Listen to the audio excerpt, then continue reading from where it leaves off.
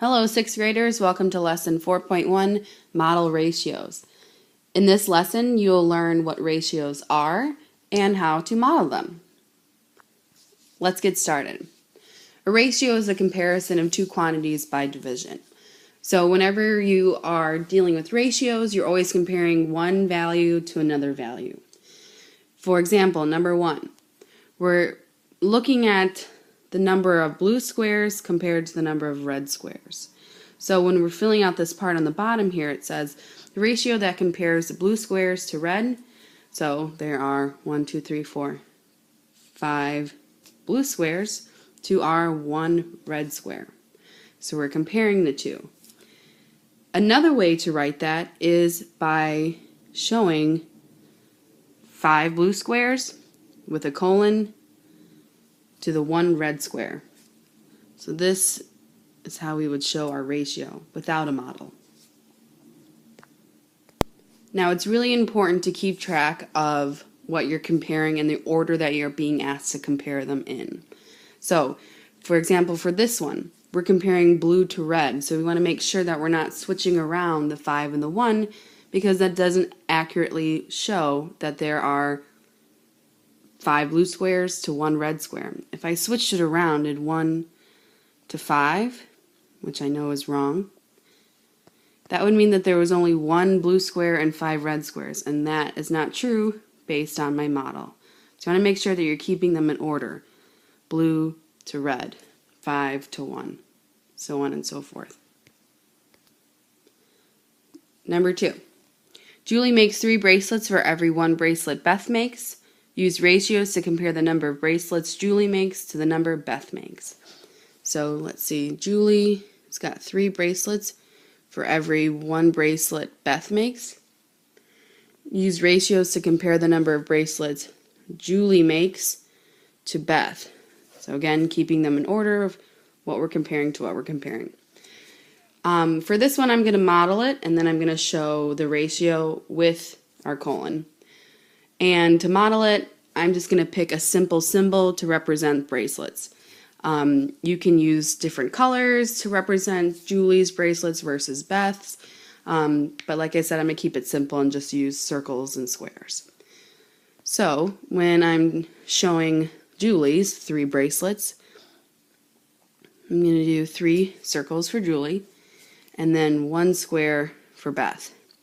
Obviously making sure that I'm using different symbols for Julie's and different symbols for Beth's, so that way I don't confuse the two together. So that is 3 bracelets for Julie, our colon, for every 1 bracelet that Beth makes. So that can mean that Julie makes bracelets faster or has less beads, things like that. So we're comparing how many Julie can produce to Beth. And again, keeping them in order.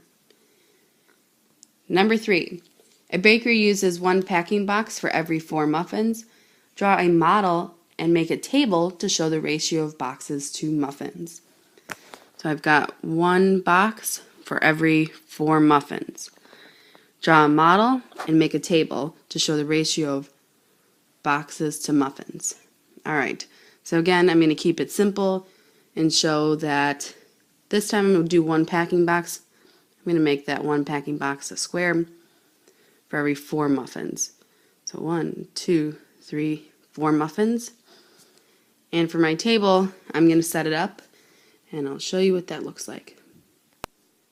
So on the top, I'm going to put number of boxes. Oops, my pen went a little crazy there. Of boxes. And we're comparing that to number of muffins.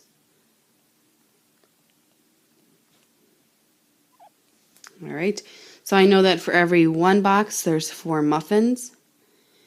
And if I wanted to continue this ratio, keep the pattern going, 2 boxes would mean there are 8 muffins. 3 boxes, 12 muffins. 4 boxes, 16 muffins. 5 boxes, 20 muffins. So if you think about it, my ratio of 5 to 20, that's still using my original ratio of 1 to 4, because for every one box, there's going to be 4 muffins. So if I have 5 boxes, that means I'm going to have 4 times as much as my boxes. So that would give me 20 muffins. Same thing with 4 boxes to 16. It's still the original ratio, except it's an increased amount. So you can almost think about it like fractions, right? If I simplified all of these, 2/8, 3/12, 4/16, 5/20, those would all end up simplifying back to 1/4. So when you're continuing this pattern, make sure that you're paying attention that you can get back to the original and that you haven't made a mistake somewhere.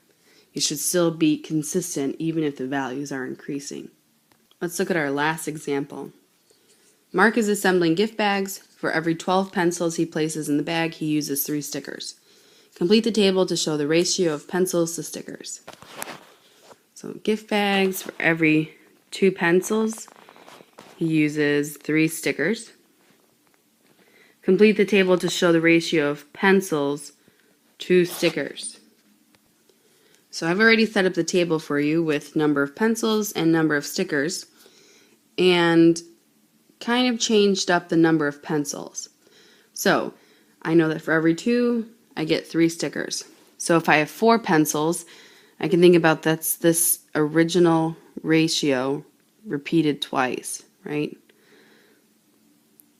2 plus 2 is 4. 3 plus 3 will give me my 6. Now if I take the 6th number of pencils, well, that's this original ratio 3 times. So 2, 2, 2. So 3, 3, 3. Add those together. That'll give you back to 6. And this will give you 9. About 8. Let's see, that's 1, 2, 3, 4. When I add those together, I get my 8. And again, for every 2 pencils, I get 3 stickers. So now I'm trying to squeeze this in here. But when I add those together, I get 12. All right? And kind of using the last, what I said in the last slide, if you think about 2/3, 4/6 would simplify to that, 6/9 would simplify to 2/3, and 8/12 would simplify to 2/3. So I know that I've kept the ratio consistent and I didn't make a mistake anywhere. And I'm still keeping the ratio of pencils 2 to 3, 4 to 6, 6 to 9, 8 to 12. I've just increased the number of quantities. Here are your practice problems. For number 1, write the ratio of the circles to squares using the colon. Number 2, draw a model of the ratio. So you have a ratio of 6 to 2, and you can use any symbol you'd like. You can use the same symbol and different colors of those symbols to show 6 to 2. And then for number 3, please complete the table, comparing the number of bikes to the number of wheels on those bikes. All right, enjoy the rest of your day.